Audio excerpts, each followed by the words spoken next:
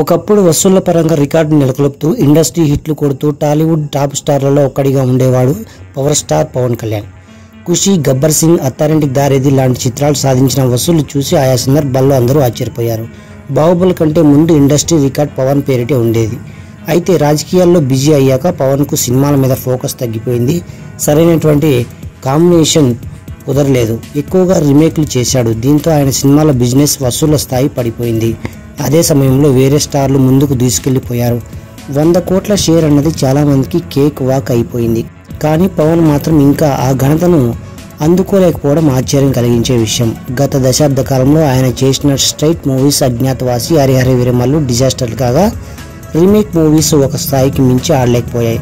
దీంతో 100 కోట్ల షేర్ అనేది పవన్కు ఇప్పటికీ కలగానే ఉంది. కానీ ఈ కలెక్షన్ల రికార్డులు ఎప్పుడూ ఆయన దృష్టిలో ఉండలేదు. ప్రస్తుత రాజకీయ పరిస్థితుల్లో పార్టీని నడపడానికి మాత్రమే సినిమాలు చేస్తున్నారని ఆయన చెప్పిన సందర్భాలు చాలానే ఉన్నాయి. అయితే పవన్ కొత్త సినిమా ఓజీకి ఉన్న అనూహ్యమైనటువంటి హైప్ దృష్ట్యా 100 కోట్ల షేర్ అన్నది లాంఛనమే అనడంలో సందేహం లేదు. టాక్ ఎలా ఉన్నా ఈ సినిమా 100 కోట్ల షేర్ సాధించడానికి అడ్డంకులేమీ లేనట్లే. అయితే పవన్ ఆ గంటను సాధిస్తే సరిపోదు. దానికి రెట్టింపు వసూలు రాబడితేనే ఓజీని సక్సెస్ఫుల్ సినిమాగా నిలబెట్టగలడు. ఎందుకంటే ఈ సినిమాకు బిజినెస్ ఆ రేంజ్లో జరిగింది.